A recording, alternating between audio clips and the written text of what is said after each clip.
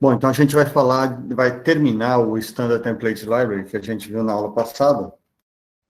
A gente continua com a ideia de, tendo um conjunto, uma coleção de dados, a gente utilizar estruturas pré-fabricadas e algoritmos para trabalhar nessas estruturas de um jeito ótimo, sem que a gente tenha que se preocupar em fazer essa estruturação para que a gente possa encontrar esses dados ou trabalhar com esses dados. O primeiro que eu vou apresentar para vocês é o set, conjunto, né? Então, ele tem a ideia mesmo de conjunto, a ideia principal é que não existe ou não se permite elementos repetidos. Se a gente tentar inserir duas vezes o mesmo elemento, o segundo elemento não entra, que for igual, né? Então, um exemplo aqui do programinha, eu criei aqui um conjunto de strings chamado nome, e aí esse conjunto chamado nome, nele eu vou inserir, vejam que a função aqui é diferente, né? Até agora a gente usou pushback ou pushFront, quando a gente usa conjunto, a gente insere no conjunto, e aí a gente vai inserindo João, Maria, José, Pedro, Maria, João. No final disso aqui, a gente vai ter apenas 4 elementos inseridos. O João vai ser inserido, Maria vai ser inserido, José, Pedro, mas Maria não vai ser mais inserido nessa segunda vez, porque ela já está no conjunto. João também não vai ser inserido, porque já está no conjunto. Bom, então, serve para quando a gente quer conjunto. Só que só isso dá para fazer com vetor, né? A gente pode olhar lá e fazer a escolha se a gente vai inserir ou não elemento no vetor. A vantagem aqui é que a inserção, a remoção também, é tudo com log de n, tá certo? E log de n, o Paiola falou nisso, e a vantagem é assim, né? Se você tiver 1000 elementos, você precisa de 10 comparações. Se você tiver 1 milhão de elementos, você precisa de 20 comparações só. Se você tiver 1 bilhão de elementos, você precisa de 30 comparações ou 30 operações para conseguir encontrar o resultado. Bom, tem um efeito colateral importante do set, é que ele insere ordenado. Muitos de vocês ainda não viram árvore binária, mas internamente o set usa a árvore binária, e aí com a árvore binária ordenada, ele vai dispondo os elementos dentro dessa árvore, e já vai deixando eles ordenados para facilitar a busca. Então, a gente nem precisa se preocupar em ordenação. Os dados já vão sendo colocados em forma ordenada. E a gente tem aqui dentro do set várias funções, inclusive o size é uma delas para a gente saber o tamanho. O insert é uma delas para a gente inserir, mas tem outras funções para remover, para consultar elementos. Então, aqui eu tenho um conjunto, um conjunto de par. Eu estou falando de ordenação, e como é que a gente determina essa ordenação? Tem duas formas para a gente determinar como é que os elementos vão ser inseridos ordenados. Uma é usando o operador menor. A gente viu na aula passada que a gente podia sobrecarregar um operador.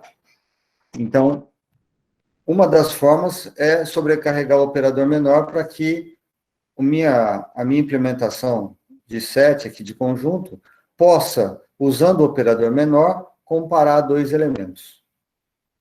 Então, aqui a gente tem um primeiro exemplo, nas 5 primeiras linhas, onde eu só falo que o meu conjunto é par, e isso já está embutido que ele vai procurar o operador menor dentro dessa estrutura para saber aonde vai colocar de forma que isso fique ordenado. E ainda assim, além da ordenação, ele vai impedir que elementos iguais fiquem repetidos. Então, o que eu quero dizer é que o primeiro elemento aqui, ele vai ser inserido, né, porque ele é o par 1 no A, 91 no B. O segundo vai ser inserido, porque é o par com 2 e 52. O terceiro vai ser inserido 3 e 73. Aí, esse quarto elemento, como a chave... Opa! Eu estava falando que a chave ia ser repetida, mas a chave não vai ser repetida nesse caso. Porque a chave, notem, o elemento que determina a comparação do operador menor não é o campo A, tá certo? Não é a primeira esses primeiros valores, mais os segundos valores, que é o campo B. Vejam, aqui é o construtor, né? O valor do A.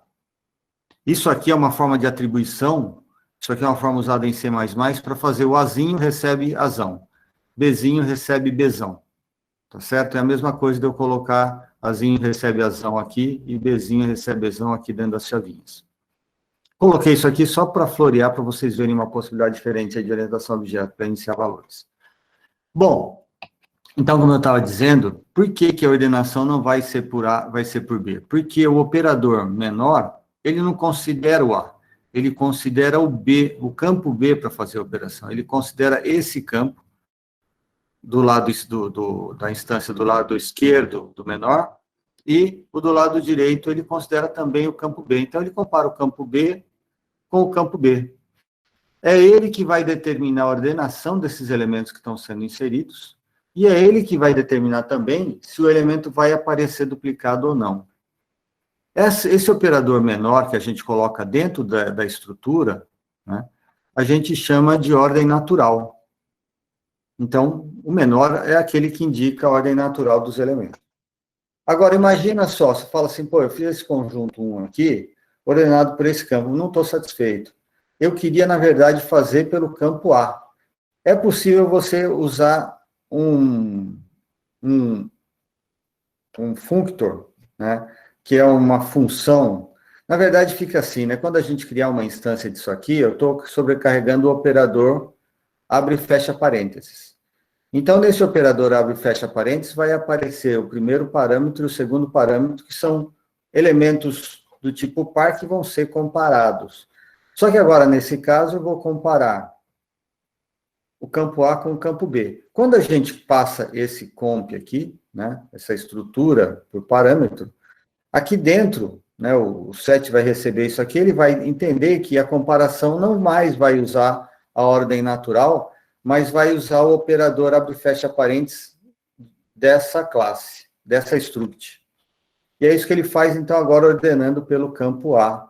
Então, a ordenação vai acontecer aqui. Vejam, entra o par com 1,91, entra o par com 2,52, entra o par com 3,73, mas quando ele for colocar esse par aqui, 1,71, não entra. Porque o 1 está duplicado, como já foi colocado uma vez, você não vai conseguir de novo. Me pairou uma dúvida aqui, eu não sei se ele vai entrar e vai substituir esse aqui, ou ele vai ficar original. Deixa eu me justificar porque eu não sei, tá? É que em Java eu lembro que é exatamente o contrário, então eu não sei como é que o C se comporta e como o Já se comporta. Eu sei o Java, eu sei que um é exatamente o contrário do outro, mas fica aí a experiência. Experimentem rodar o programa e aí vocês vão ver no conjunto. Bom, aqui só está mostrando o tamanho, mas vocês podem imprimir esses valores, tá? Até porque daqui a pouco a gente vai falar de como caminhar dentro dessa estrutura, e aí vocês vão ver se entra 1,90, se permanece 1,91, ou se esse cara entra e substitui o anterior. Aí tem esse problema aqui, do 2174, tem, assim, uma lista de pokémons que você coleciona, e você quer saber quantos você não tem. Então, se você for colocando o nome dos pokémons no conjunto, a hora que o conjunto tiver concluído, você colocou todos os nomes de todos os pokémons, inclusive aqueles que você tem repetidos, a hora que você colocou todos os pokémons, repetidos ou não, você vai saber quantos você tem, excluindo a repetição. Porque quando você tentar inserir um pokémon que já existe no conjunto, ele simplesmente não vai entrar, tá certo? Ou vai entrar e substituir o anterior. Tudo bem. Então, vale a pena vocês irem lá no URI experimentar, de repente, para fazer esse exercício aqui usando o conjunto. Aí, uma outra estrutura que é interessante é o map. É muito semelhante com o set, só que ele tem na verdade, ele trabalha com pares. Onde esses pares a gente tem uma chave e o valor armazenado nessa chave. Ensinaram para você em C que abre e fecha colchete só podia ter um inteiro aqui no meio, ou uma expressão que resultasse no inteiro. Então, a gente tinha um vetor, o índice 0, o índice 1, o índice 2, nunca um texto no índice do vetor. Realmente, isso é verdade, porque isso aqui não é um vetor. O que acontece é que dentro dessa estrutura aqui está sobrecarregado o operador abre e fecha colchete. Então, quando a gente fizer assim, nota índice Pedro, na verdade, a gente está falando que para uma chave Pedro, a gente vai ter um valor armazenado valendo 10. Vejam que eu escolhi que a chave aqui vai ser string, porque no map aqui tem indicado no template, né, isso que chama esse menor e maior aqui, no template está indicando que a chave é string e que o valor armazenado é float. Então, por isso que eu coloquei aqui Pedro 10. Então, Pedro vai ter armazenado o número 10, real, float, né? O Antônio vai ter armazenado o 5 e a Maria vai ter armazenado o 7.5. E aí depois eu posso, num determinado momento do meu programa, querer ver esses valores. Então, aí eu posso fazer uma consulta de quanto vale a nota do Pedro. E ele vai voltar para mim 10. Aí, quanto vale a nota do Pedro com P minúsculo? Poxa, Pedro com P minúsculo não tem aqui. Então, isso aqui, eu não me recordo o número, mas acho que ele dá, talvez 0, não tenho certeza. Mas não vai ser uma coisa útil, tá? Então, a gente tem que ter cuidado em escolher bem aqui as chaves para serem iguais. Né? E o da Maria vai ser 7,5. Uma coisa que eu não falei no 7, mas vale aqui para o map também, então, é que a gente tem uma possibilidade de usar multimap com elementos repetidos, caso a gente precise, e aí eles ficam inseridos um ao lado do outro, né? E, se acaso a gente não quiser usar árvore binária, é possível usar uma matriz de espalhamento. Vocês vão aprender estrutura de dados também, o comportamento é semelhante, só que ele não vai fazer uma ordenação dos dados. Ele vai usar uma função especial que espalha esses elementos de acordo com a chave dentro de um vetor. E aí é possível, quando vocês, então, entenderem o que é hash, aí vocês vão entender como é que esse hash map, esse hash multimap podem ser construídos. Mas só o map e o set já resolve grande parte, para não dizer a grande maioria, para não dizer todos os problemas que a gente tem, certo? Provavelmente deve ter algum específico que não cabe nisso, mas é a grande minoria. Bom, aí tem... Oi, pois não. Acho que é importante ressaltar que quando você acessa uma chave que não tem, ele vai criar essa chave na estrutura, vai alocar um espaço para ela. Então, o elemento que você está acessando precisa ter um construtor sem argumentos, senão pode dar erro. Opa! Assim, eu não sabia que ele construía, até porque eu tenho a impressão que se a gente usar objeto, ele não volta nulo, não? Ele volta um objeto sempre? Bom... Ele vai voltar o objeto com o construtor vazio, sabe? Como a string tem construtor vazio, não dá problema, mas se for algum dado que não tem isso, ou é comportamento determinado ou ele levanta exceção, alguma coisa assim. Ele está falando que a classe aqui, a struct que a gente colocar aqui, no caso eu usei string já está definido tudo certinho.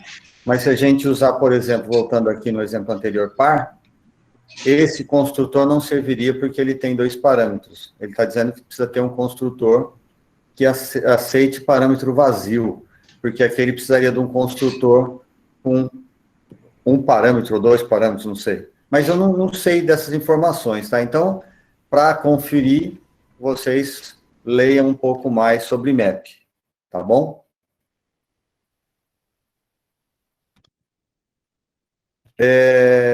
Bom, tem aqui o exemplo do URI 2727. Então, aí, na verdade, a ideia desse exemplo aqui, 2727, é que ele tem uma codificação de pontos e espaços para cada uma das letras. Dá para criar até uma função para gerar isso aqui para cada uma das letras possíveis. Mas é possível você criar um map assim e montando, como são só 26 letras, você pode montar para cada uma das letras o código correspondente, os 26 códigos correspondentes, colocando linhas como essa, uma embaixo da outra. E no final a gente vai ter o seguinte, né? Que quando a gente encontrar um código como esse, basta a gente chamar decodifica, colocar o código encontrado aqui, a gente não precisa mais saber qual é, e ele vai voltar a letra correspondente. Então, a implementação dessa decodificação fica muito fácil se a gente usar map para fazer essa operação. Senão você vai ter que contar o número de pontinhos a cada chave, né?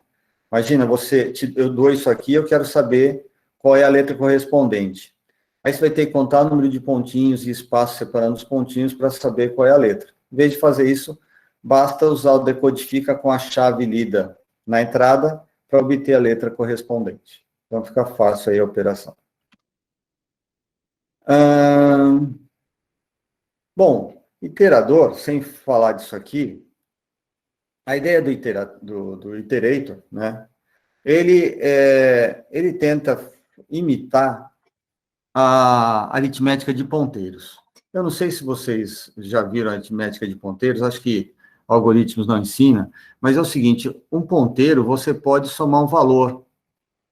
E aí, se você soma um valor nesse ponteiro, tipo uma unidade, ele está indicando não a próxima posição de memória, mas o próximo elemento, considerando que existe um outro elemento de uma forma contígua. Tipo, a gente tem um vetor, a gente guarda elementos lá, e eu pego o ponteiro para o primeiro elemento desse vetor.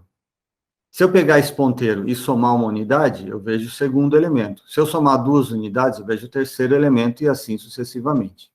Então, é possível fazer conta com ponteiros. Por exemplo, aqui, assim, se isso aqui fosse, se o IT fosse um ponteiro, eu poderia fazer esse ponteiro mais. É uma situação que, inclusive, está sendo usado aqui, mas a gente vai chegar aqui já já. Bom, e o iterator para que serve? O iterator, a ideia básica dele, é que ele oferece uma possibilidade para a gente caminhar através de qualquer estrutura. Então, a gente criou lá a lista, a gente viu o vector, agora a gente viu o set, a gente viu o map. Poxa, mas a gente não sabe como isso é interno. E a gente não vai precisar saber mesmo, porque através do iterator, a gente consegue fazer o caminhamento dentro dessas estruturas sem conhecer internamente como ela foi implementada. Então, é uma list, imagina, a gente tem uma list lá que a gente viu, e a gente não sabe se ela é duplamente encadeada, simplesmente, a gente não sabe se o campo para o próximo elemento é prox, ou se é next, ou se é x, a gente não sabe e a gente não vai precisar saber, porque o iterator é feito de uma forma que ele é criado junto com cada uma das classes para que a gente consiga interagir, né, passear por todos os elementos da estrutura que a gente está vendo. Então, olha só, vamos ver aqui os exemplos para tentar entender isso um pouco melhor. Eu criei aqui o meu VET, é um vetor comum, né? Daqueles que vocês criam, só que eu já iniciei com os valores aqui. Então, seria um vetor de 5 elementos, e eu já estou colocando os 5 elementos aqui. Então, esse aqui fica no índice 0, índice 1 e assim por diante. Então, meu vetor float tem esses valores. O vector é aquela estrutura que a gente falou na aula passada. Então, para eu construir um vector aqui, eu posso colocar o endereço. Deixa eu falar direito aqui. Para eu construir um vector a partir de um vetor, um array de C, o que eu preciso fazer é, no construtor, então esse vect aqui representa o construtor do vector, eu tenho que colocar o endereço do primeiro elemento do vetor e o endereço do último elemento do vetor. Na verdade, do elemento depois do último. Tá? Porque esse aqui é o índice 0, índice 1, índice 2, índice 3, índice 4. Então, o elemento índice 5 aqui é depois do último. Ele não vai ser acessado, então a gente nem precisa se preocupar que pode acontecer um acesso não permitido à memória, porque ele só serve como indicação de endereço, mas ele nunca vai sofrer algum acesso aqui no índice 5. Então, vejam, eu passei o endereço do começo e o endereço do fim, isso é suficiente para que esse construtor aqui vá andando dentro dessa estrutura, pegando cada um dos elementos e atribuindo ao vector. Bom, então aqui o construtor do vector, criamos uma estrutura do vector que tem os mesmos valores que tem o vet. Agora eu vou percorrer tanto o vector como o vet de uma forma semelhante. O vector eu vou caminhar usando o iterator. Para a gente declarar um iterator, a gente faz assim, né? It do tipo, Bom, a gente fez aqui vector float, então vector float, 2 pontos, 2 pontos, iterator, que é um tipo que está dentro dessa struct aqui, é uma struct que tem outra struct dentro. E aí, então, esse IT aqui vai receber o vect begin. Vect é esse vetor que eu acabei de criar aqui, tá certo? Então, ele vai ter aqui o begin representa o primeiro elemento, na verdade, uma referência para o primeiro elemento. E aí, ponto e vírgula, né, enquanto esse iterator, it, for diferente do último, o último elemento, na verdade, não é é depois do último, tá? Então, o end aqui, ele está após o último elemento, ele representa o elemento depois do último. E aí, ele vai incrementar o iterator com o mais. O mais está sobrecarregado para que ele vá para o próximo elemento da estrutura. Como ele serve para qualquer coisa, inclusive para um vetor, no caso do vetor, o mais salta para o próximo elemento que está na próxima posição de memória. Se fosse uma lista, o mais salta para o próximo elemento da lista, pegando aquele ponteiro que vai para o próximo, tá certo? Então, para cada estrutura, o mais se comporta de um jeito diferente, de acordo com a estrutura onde ele está.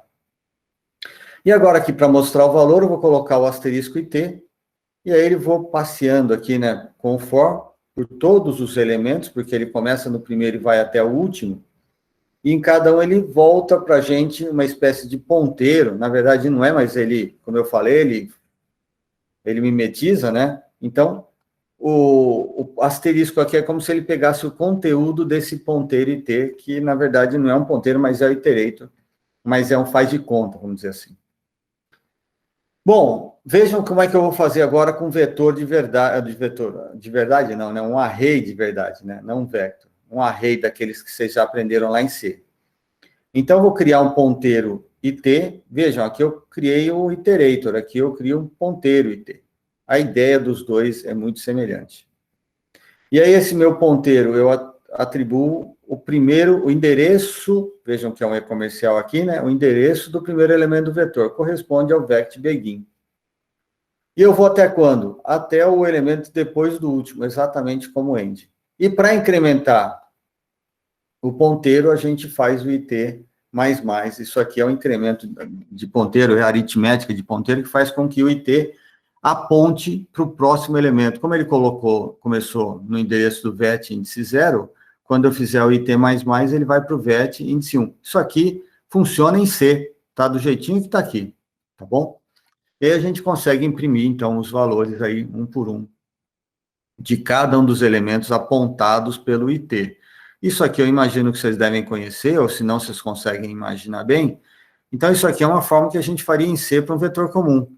Isso aqui é uma forma muito semelhante, ou com as mesmas ideias, que a gente faz no STL, quando a gente usa iterator. Uma outra possibilidade que a gente tem, a partir da versão 11 do C, é usar um C, que é um for each, que se chama, né? Ele é um for que ele repete sozinho, vamos dizer assim. A gente cria uma variável float, que é um dos elementos que tem aqui dentro. Isso serve para vector, mas serve também para qualquer outra das estruturas que tem dentro delas iterator, porque ela vai usar o iterator para caminhar aqui dentro. E aí o F recebe o primeiro elemento, e ele mostra aqui, aí ele recebe o segundo elemento e mostra, então ele vai chamando o printf para cada um dos elementos. Então, com isso aqui, a gente consegue imprimir todos os elementos do vetor. Essa mesma forma, a partir do C11, serve também para o vetor que a gente tinha lá no C. Não serve para o C, tá? Serve só para o C++ a partir da versão 11. Então, a gente consegue caminhar pelo vetor imprimindo todos os elementos. Então, dessa forma, da mesma forma que ele usa o iterator, ele usa aqui, na verdade, como ele mimetiza aqui um ponteiro, aqui ele usa a ideia do ponteiro com os mesmos operadores aqui internamente, né? Com incremento de ponteiros ou com incremento do iterator. De qualquer forma, ele caminha tanto numa estrutura vector como num array. E também caminharia para qualquer outro tipo. Acho que eu tenho exemplo aqui em seguida, exatamente. Não é o for each, mas é um for. Poderíamos usar até um for each aqui, mas é um for usando o iterator elemento a elemento, né? Então, eu criei aqui um conjunto de strings, coloquei aqueles mesmos valores, até agora, no meu exemplo anterior, eu só mostrava o número de elementos. Agora, aqui eu consigo caminhar por dentro do conjunto, né, em todos os elementos que o conjunto tem, melhor dizendo, né, através do iterator. Então, para isso, eu defini o iterator. Iterator recebe o primeiro elemento, o endereço do primeiro, endereço entre aspas, tá? O endereço do primeiro elemento. Aí, enquanto ele não chegar no último, a gente incrementa esse ponteiro, de novo entre aspas, que vai indicando os próximos elementos. E aí, para cada um dos elementos, a gente imprime usando o porcentagem S. Veja que o print não consegue imprimir string diretamente. Eu falei isso na aula passada. Quando a gente vai usar um elemento da string, né, aliás, um elemento que está armazenado num vetor de string, ou num conjunto de string, a gente pega a string e chama a função c_str, que converte a string para uma cadeia de caracteres terminada por nulo, que é exatamente aquela que tem no C. Certo? Então, isso aqui foi feito só para que a gente possa usar o formato porcentagem S, porque não existe um formato porcentagem S para string. Existe só para cadeia de caracteres terminado por nulo. Usando novamente o iterator com set, eu fiz agora aqui, inclusive aqui tem aquele exemplo executado, poxa, só que a chave está, ótimo, vai dar para testar aquilo que eu falei? Ótimo, muito bem. Vejam, isso aqui é um exemplo muito parecido que eu mostrei agora há pouco, né? Tem o par, eu iniciei agora aqui o A e o B, em vez de colocar o A minúsculo entre parênteses, o B maiúsculo, para fazer a iniciação, fiz a iniciação assim. Esse aqui, lembrando que é o construtor, porque tem o mesmo nome da classe, né? O operator menor sobrecarregado, só que agora ele ordena pelo campo A. Então, criei meu conjunto aqui par, fui inserindo os elementos, só que como a ordenação agora é pelo campo A, quando eu tentar inserir o 1,71, ele não vai substituir, porque o 1 já existe, então vale o que está lá, permanece o original, esse aqui é simplesmente ignorado. Eu tento fazer esse cara, ele vai lá, testa o 1, ele fala, opa, o 1 já existe, então ele não é inserido. Bom, e para a gente ver os elementos que estão lá dentro da estrutura, vou usar iterator, setPar iterator, it é meu ponteiro, entre aspas, iniciado com begin, enquanto esse iterator não chegar no último elemento, ele continue, para continuar, ele vai incrementando o iterator. E aí eu vou mostrando it menos maior, lembrando, menos maior também está sobrecarregado no iterator, né? Aquela ideia de mimetizar o ponteiro, né? Então, você vai ter o it, entre aspas, apontando para cada um dos elementos do conjunto, e aí, então, it menos maior A mostra o campo A, it menos maior B mostra o campo B. Então, ele vai passear aqui por todos os elementos do conjunto, mostrando cada um deles. E aqui eu já tinha colocado em ordem, mas se estivesse fora de ordem aqui, ele apareceria em ordem, porque é uma característica do set fazer a inserção dos elementos em ordem. Tá? Ele vai ordenando, construindo essa estrutura que eu falei que é uma árvore, já fazendo a ordenação. Eu criei aqui um conjunto do multiset para a gente ver a possibilidade de inserir duas vezes o mesmo índice. Olha só, aqui eu inseri fora de ordem, só que como o multiset tem a mesma ideia de inserir ordenado, ele já vai, à medida que a gente vai colocando o elemento, ele vai colocando ele em ordem. Então, no final da história, a gente já tem os elementos ordenados. Aqui não está ordenado, porque a ordem é determinada apenas pelo campo A. Se eu quisesse ordenar pelo campo B também, eu deveria colocar aqui também a ordenação pelo campo B. O resto do programa ficou igual ao programa anterior, a única coisa que mudou é ser multiset aqui.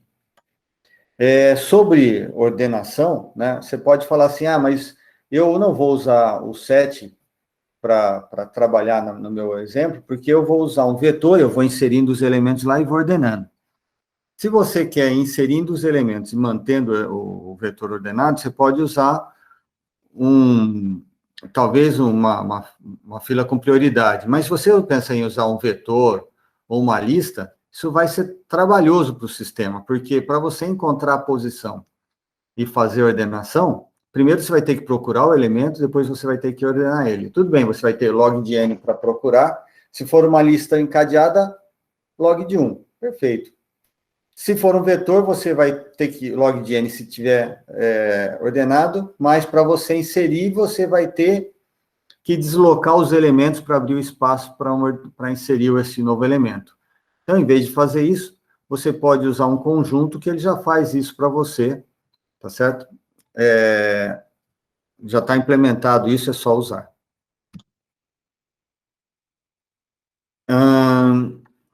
A mesma coisa aqui para o map, tá certo? Só que agora aqui no map, eu vou usar iterator para ver todos os elementos, e aí tem uma característica específica que dentro do map, ele armazena isso como um par. Ele cria uma estrutura com um campo first e um campo second. Então, quando a gente quer imprimir os valores que a gente tem aqui usando o iterator, para cada um dos elementos do iterator, a gente vai ter que pegar o campo first, que tem, no caso aqui, a string, e o campo second, que tem o float. No campo first, é uma string, eu tenho que converter ela para o string do C para imprimir com porcentagem S. Se vocês já sabem usar o cout, aí o menor já está sobrecarregado, é só colocar o inter menos maior first e vai funcionar. O cout o Paiola mostrou lá na primeira semana de aula.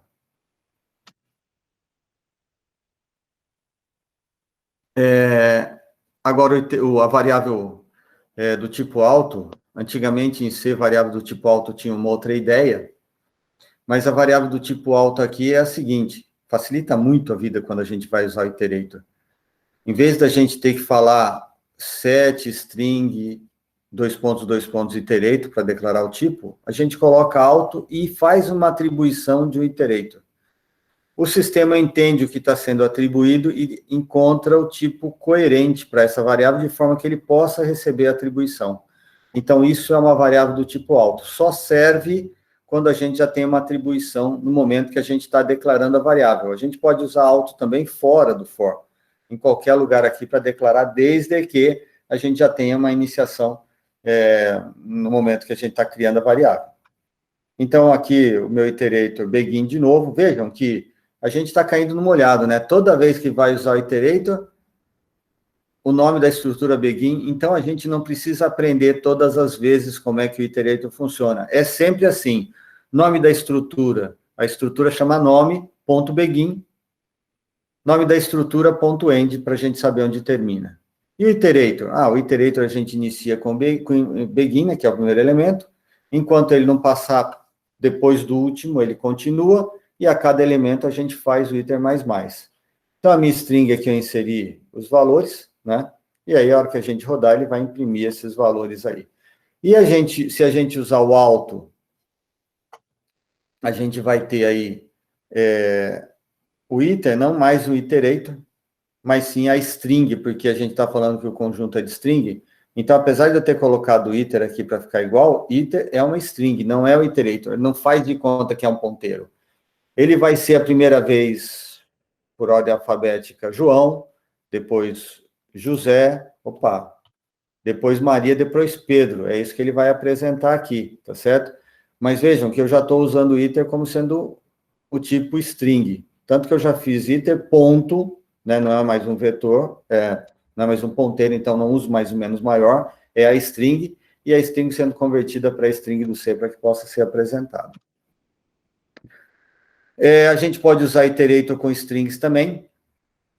Então, a gente tem que fazer include do algoritmo. Vocês usam aquele lá, o CSTD11, CSTD mais 11, né?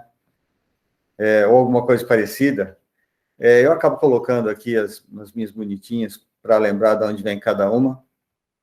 Mas, de qualquer forma, aqui a gente tem vários algoritmos que operam nos iterators. E isso significa, então, que se ele opera no iterator, qualquer estrutura que tem iterator pode ser usado aqui. Tem algumas que não têm sentido e deve gerar algum problema, algum erro. Tipo, eu não posso tentar ordenar os elementos de um conjunto. Mas eu posso usar o iterator para ordenar os caracteres de uma string. Então, eu estou usando aqui essa função sort para ordenar as letrinhas que estão aqui dentro. Tá? Então, ele vai caminhar aqui dentro da string, porque tem o iterator aqui dentro dessa string, para que a gente pegue cada uma das letrinhas que estão aqui, se for o caso. Né? E, no caso, ele vai usar esse iterator para fazer a ordenação. Dá para a gente ver essa string ordenada através do iterator, da gente caminhando dentro da string. Então, olha só. Eu não coloquei using namespace std aqui, eu estou tendo que colocar std dois pontos todas as vezes, né? Então, então a gente tem aqui o tipo string, né, o str, e aí então eu criei o iterator, e aí str.begin, para iniciar o iterator, e aí o mais para ir para o próximo elemento, enquanto não chegar no fim da string. E aí a gente vai mostrando aqui, agora que já conhece com o Celt, né, mostrando cada um dos caracteres da string até o fim, só que agora vai aparecer aqui ordenado, tá bom? Eu já coloquei o algoritmo aqui antes da hora, né, mas a gente vai falar de algoritmos daqui a pouco, desculpa. É que já estava no assunto de iterator, de qualquer forma, dá para a gente mostrar os caracteres da string através aqui do for. Inclusive com for each também, aquele for que é simplificado, né, que tem o tipo o valor de 2 pontos e a lista, então pode ser usado no string também para mostrar os elementos da string. Aí tem um exemplo de iterator aqui, que é do UVA, do Online Judge. Não lembro qual que é esse exercício, eu peguei a semana passada, não lembro mais.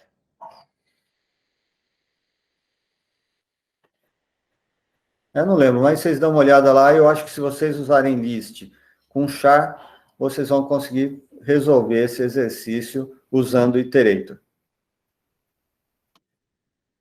Tem outro problema também, o 1244, que é um que a gente já falou na aula passada, de resolver com priority queue e a coordenação, mas a gente pode precisar de mostrar os elementos. Aliás, a gente precisa de mostrar os elementos.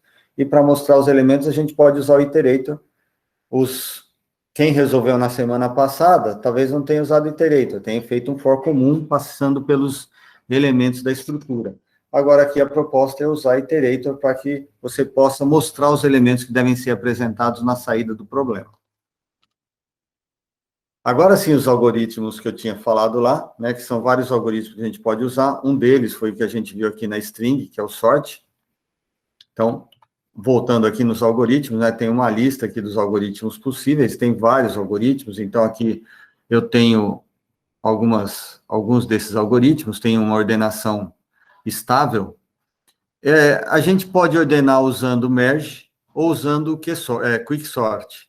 O quicksort manda os dados da esquerda para a direita, da direita para a esquerda, bagunça todos os dados para fazer a ordenação.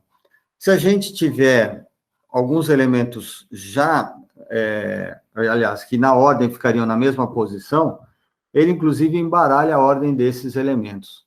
O sort estável, ele ordena, mas se já tem 3 elementos que têm a mesma posição de ordenação, ele não vai tirar eles da ordenação, eles vai manter esses elementos. Então, quando você precisa de uma ordenação estável, e normalmente eu acho que a ordenação que aparece no maior número de casos lá nos problemas da maratona, então essa ordenação estável é mais útil porque se os elementos já estão ordenados, eles não são mudados de posição.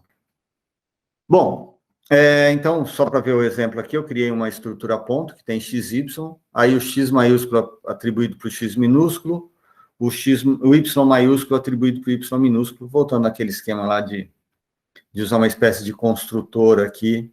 Na verdade, isso aqui a gente faz essa mesma sintaxe é usada para chamar o construtor de uma classe ancestral, para quem já sabe orientação a objeto.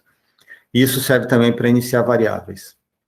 Bom, eu fiz aqui um vetor mostra, só porque eu vou precisar mostrar algumas vezes, eu quero mostrar os elementos. Então, criei o iterator aqui, para mostrar um vetor que eu vou criar, né? Então, vou passar o vetor por parâmetro e ele vai mostrar os elementos do vetor para a gente ver essa ordenação feita. E aí eu coloquei aqui os meus elementos, eu estou falando que a ordenação aqui vai ser pelo operador menor, para mostrar mais uma possibilidade, eu deixei o operador menor do lado de fora da struct, é uma outra possibilidade, só que do lado esquerdo do menor tem que ser do tipo ponto, e do lado direito também tem que ser do tipo ponto. Então, aí, essa minha função vai retornar verdadeiro se o x da esquerda for menor que o x da direita. Nos outros casos, retorna falso. Então, eu peguei aqui no campo x e coloquei 1.2, 4.5, 1.2 de novo. Opa, você vai falar, não entra. Não, é vetor, hein? Lembra que não é conjunto, vetor pode ter duplicado. Então, coloquei todo mundo duplicado aqui. Se eu mostrar a lista, ele vai mostrar esse elemento com 2.3 no segundo valor, depois o 4.5 com 5.6, aí o 1.2 de novo com 1.2, e o 6.7 com 7.8. Quando a gente fizer a ordenação estável, a gente sabe que o 1.2 é igual a esse 1.2. Como eu coloquei primeiro 2.3, se a ordenação é estável, ele vai continuar com certeza antes desse outro ponto que tem 1.2 também, mas que tem 1.2 lá direito. Ele vai continuar porque esses dois caras não vão mudar a ordem, eles vão manter a ordem porque é uma ordenação estável. Tá certo? Essa é a história da ordenação estável. E aí você vai ver aqui, com esse mostra novamente, apresentando os valores agora ordenados. Aí tem o exemplo de novo 1244, que eu pedi para resolver com Priority Query na aula passada. Então, já falei do Iterator agora há pouco, e de novo, então a gente tem várias formas de resolver o mesmo problema, lógico, né? E com várias estruturas ou vários algoritmos possíveis aí para serem aplicados. Então, no caso, eu estou indicando que você use vector com string para definir a lista, e que você use o stable sort para fazer a ordenação das strings, né? Você tem que ordenar as strings por comprimento e não por ordem alfabética, tá? E para fazer essa ordenação, um minuto só, a gente vai ter que indicar a ordem alfabética no operador menor. Pois não? Se eu tivesse, por exemplo, um multiset e tivesse inserindo elementos e de repente eu insiro dois elementos, eu insiro primeiro um ponto que o A igual a 1 e o B igual a 2, depois eu insiro um outro ponto mais para frente que o A igual a 1 e o B igual a 5. Nessa ordem de inserção no multiset, ele também mantém na hora o que eu inseri depois, ainda que seja igual, vai vir depois? Entendi Ele a sua também pergunta. é estável? Assim, vejam, antes deixa eu me justificar aqui. Sempre os alunos aparecem com perguntas que eu não experimentei ainda, tá certo? E aí eu fico no achismo. Então, eu vou achar aqui pela lógica, o que me parece mais razoável, se eu tivesse feito a estrutura, ele ia deixar o primeiro na frente e ia colocar, à medida que a gente fosse inserindo os outros, na sequência. Então, eu acho que é isso que acontece. Eu não consigo afirmar porque eu nunca experimentei. Assim, se eu for fazer multiset, eu faço e os dados estão lá e eu uso os dados. Eu nunca me preocupei em ver se eles foram inseridos de forma ordenada. Aliás, estável. Eu vou arriscar dizer que sim, tá certo? Então, como é que você pode fazer para testar? Você pode fazer set aqui, tá certo? Não vai funcionar a ordenação, porque o set já está ordenado. E aí você pode imprimir os dados aqui no conjunto e você vê se vai ficar ordenado ou não. Quase certeza que ele vai ficar ordenado de forma estável, sim. Tá, mas é o tipo do exemplo que eu nunca experimentei, então, para você ter certeza, você vai ter que experimentar e, assim, passar a tarefa para você. E na próxima aula você me fala como é que ficou, beleza? Beleza. Não precisa não, tá? É sacanagem que a gente faz isso. Isso a gente faz a sacanagem porque, assim, o aluno fala, não, eu não vou perguntar mais, porque a próxima vez ele vai passar a tarefa para a próxima aula. Então, não pergunta. Não, mas no caso, você não precisa me falar, não, como é que ficou, tá bom? Então, beleza. No caso aí, se vocês tiverem dúvida, experimenta usar 7. É um exemplo interessante e dá para vocês terem uma ideia se vai ser... não dá para saber só com esses 4 exemplos para ter certeza se vai ser ordenado ou não, talvez precise ler a documentação, mas se você tentar vários 1.2 aqui com valores diferentes, vai dar para você saber se fica estável ou não. Muito bem. Outros algoritmos, veja, tem uns até que são engraçados, né? Que seria mais fácil, aparentemente, a gente fazer no manual. Mas olha só aqui, eu fiz um vetor aqui, ó, onde eu coloquei 10 elementos. Eu já iniciei o vetor assim para ficar mais rápido, né? Porque se eu fosse colocando um, depois outro, meu objetivo não é iniciar o vetor, é simplesmente mostrar os algoritmos, né? Então, de qualquer forma, eu iniciei aqui com esses valores, e aí eu fiz um for, essa primeira linha aqui é a linha do for. Mas imagina a situação. Se eu tiver um elemento maior que 30, eu quero substituir esse elemento maior que 30, perdão, maior que 10 por 10. Então, eu quero saturar esse vetor em 10. Saturar significa, se eu encontro um valor maior que 10, eu quero fazer ele virar 10. Então, esse cara tem que virar 10, esse tem que virar 10. Eu podia fazer um for testando um por um e ir substituindo. Porém, eu tenho uma função chamada replace if, onde eu falo o begin do iterator, o vet aqui, como é vetor, é o endereço do primeiro elemento do vetor. O endereço do elemento do vetor mais 1 é uma outra forma de escrever isso. Eu poderia ter escrito assim, e comercial vet índice 10, dá no mesmo. E comercial 0, e comercial vet índice 0, também daria no mesmo aqui, tá? O E maior é essa função aqui, ó. Ele vai entrar um valor I, que é o valor onde ele está. Se isso aqui retornar verdadeiro, ele vai substituir o valor que tem no vetor por esse aqui. Se for falso, ele não vai substituir, deixa o valor inalterado lá. Então, aí, eu vou mostrar agora os valores e a gente vai ver que todo lugar que tinha 10, essa função aqui passou por todos os elementos de vet até vet mais 10, né? Então, do ponteiro vet até o ponteiro do último elemento mais 1, né? Até exatamente o próximo elemento depois do último. Então, ele vai passar por todos os elementos, testando com essa função e atribuindo 10 se a função for verdadeira. Eu fiz 10 e 10 aqui, mas se você tiver valores, se você quiser que seja maior que 10 aqui, coloque menos 1, basta pôr menos 1 e ele substitui aqui para a gente diretamente. Então, serve para a gente caminhar aí com uma única chamada de função por todos os elementos do vetor, substituindo um valor por outro. Tá certo? Então, essa é a função replace if. De novo, né, eu posso usar para qualquer coisa, que eu fiz um dequeue, que é um vector que tem ordem de complexidade 1, tanto para a gente inserir no início, quanto para inserir no fim. Então, é um vetor de strings aí, eu inseri alguns elementos no vetor, né? Como eu fiz pushback, eu fui sempre colocando no fim do vetor. Aí eu fiz um for aqui para mostrar os elementos. Então, aqui os 5 elementos que foram inseridos com essa chamada dessas 5 vezes da função pushback. Então, estão aqui os 5 elementos. Só que aí eu vou fazer o replace if. A minha função de teste agora é se começa com J, dá verdadeiro. Então, se o primeiro elemento da minha string for J, dá verdadeiro e ele substitui. Então, olha só, minha replace if vai do primeiro elemento do dequeue. Vet é o nome da minha instância de dequeue, né, onde eu fiz o push dos elementos. Ponto begin é o primeiro elemento.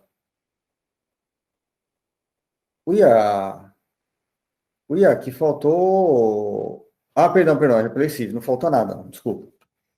Então, vet.end, né, então aqui é o elemento depois do último, representa o elemento depois do Antônio aqui. Aí o inicia com J, essa minha função, que vai retornar verdadeiro se inicia com J, e xxx, que é o valor que eu vou colocar para substituir o valor dos nomes que se iniciam com J. Aí eu faço o meu vetor aqui e imprimo todos os elementos, a gente vai ver todas as strings aqui sendo impressas, e as que eram iniciadas com J foram substituídas pelo xxx, né, que estava aqui na cadeia de caracteres. Então, o resultado que a gente tem no vetor é esse. Tá certo?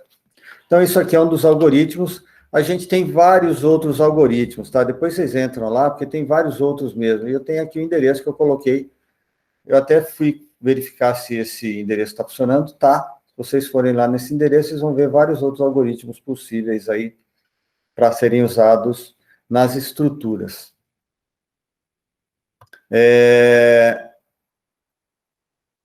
Tem alguns algoritmos que são feitos para algumas operações voltadas para conjunto, mas que não necessariamente precisam usar conjuntos. No caso aqui, vejam que, independente de ser conjunto 1, o cônjuge 1 entra, independente do cônjuge 1 entra, ser um set, ou ser um vector, ou ser um list, não tem problema, porque eu estou passando o iterator aqui para essa função, que vai calcular a diferença de dois conjuntos e vai inserir essa diferença num outro conjunto. Então, esse cônjuge entra aqui, pode ser qualquer coisa, um vetor, uma lista, o que você imaginar. Aí eu tenho um outro conjunto, pode ser inclusive um conjunto mesmo, um set, né? Então, é um outro conjunto, também pode ser lista, como a gente está passando o iterator aqui, não tem problema. Agora aqui, dependendo do tipo de estrutura que eu for usar, eu tenho que usar uma função específica para colocar o resultado da execução dessa função. Porque, vejam, eu estou lendo aqui com o iterator e estou lendo aqui com o iterator. Só que a hora que eu for inserir os dados, eu preciso saber qual é o lugar aonde eu vou inserir esses dados. O que eu quero dizer é assim, se for um vector, vector não é bom para inserir no começo, porque é O de n. Não é bom para inserir no meio, porque é O de n. Ele é bom para inserir no fim. Então, se eu for usar um vector para ter o resultado da diferença dos meus conjuntos, eu vou usar um back inserter para inserir no fim. Se eu quiser inserir num conjunto, que a gente não insere no começo ou no fim, no conjunto a gente insere no conjunto só. Então, a gente vai usar o inserter, como está nesse exemplo. Então, esse cara aqui é um conjunto, e aqui o início do conjunto. Não precisa do fim por algum motivo, tá certo? Talvez até porque você está passando aqui o conjunto, ele vai procurar o fim aqui, não sei. Não precisa do fim, lógico, porque você vai inserir os elementos no conjunto, né? Então, não precisa de fim. Não sei nem porque precisa do begin, mas é preciso, então, tá colocado aí. Se você quiser inserir numa lista, por exemplo, no início da lista, você usa o front insert, ou o insert iterator, que eu não sei o que faz, talvez seja parecido com esse inserter aqui, tá certo? Então, não sei o que ele faz, precisaria ler também na documentação esse cara. Então, aqui tem um exemplo, né? O meu exemplo mais, assim, padrão de conjunto é aquele que eu aprendi quando me ensinaram lá na segunda série, o que era conjunto, que conjunto era conjunto onde a gente colocava todas as frutas, e se no conjunto tinha uma banana, a banana já estava representada, então não podia ter uma cópia, tá? Só que aqui, por incrível que pareça, meu conjunto é um vector, tá certo? Mas, de qualquer forma, está lá a minha banana, a minha pera e a minha maçã. Mas você pode colocar repetido? Acredito que possa. Dependendo do tipo onde você for inserir, você vai ter já a eliminação desses caras que são repetidos, né? No caso aqui, eu vou inserir na front, no início, no front, né? Então, é uma lista. Então, os elementos repetidos certamente ficarão. Mas, como não repetir nada aqui, tudo bem. O que ele vai fazer aqui? Bom, vejam, vet1 é um vector. Então, a diferença de conjunto aqui, ele vai pegar esse vector. E aí, o segundo vetor é um vetor daqueles, é um array, né? Daqueles que a gente aprende lá em C, já iniciado com 3 strings. Então, a gente tem do primeiro vetor até o elemento depois do último vetor. Você pode fazer assim, ou você pode usar o e-comercial vet em 2 índice 0, o e-comercial vet índice 3. Tá certo? Para fazer a mesma coisa aqui. Isso aqui representa o ponteiro do primeiro elemento do vetor, o ponteiro onde está a primeira string. Isso aqui é o ponteiro do endereço, o ponteiro para o endereço onde estaria a quarta string. Né? Porque a gente tem vet mais 0, vet mais 1, vet mais 2, vet mais 3, que é a quarta string. E aí eu quero inserir na lista. Então, eu vou usar front inserter para a gente inserir no início da lista. Então, dessa forma, ele vai pegar L e vai colocando, vai fazendo a diferença dos dois conjuntos e vai colocando o resultado em L aqui. Beleza? Os operadores, na verdade, a gente está falando em functores aqui, deixa eu mostrar já na próxima transparência, que fica melhor. A gente tem aqui, ó, normalmente quando eu vou ordenar alguma coisa, se eu for ordenar pela ordem natural, a quem que determina a ordem natural? No caso string, a gente sabe a ordem natural da string naturalmente. A ordem natural da string é a ordem alfabética. Por quê? Porque o operador menor, que determina a ordem natural, está sobrecarregado dentro da string, indicando que uma string alfabeticamente menor do que outra dá verdadeiro, né? Então, quando eu faço aqui string, a gente já está indicado que a gente já tem uma ordenação padrão. A ordenação padrão é o less, ou lesser, talvez. Só que é o seguinte, a gente acaba fechando simplesmente parâmetro aqui, sem colocar qual é a função que determina essa ordenação.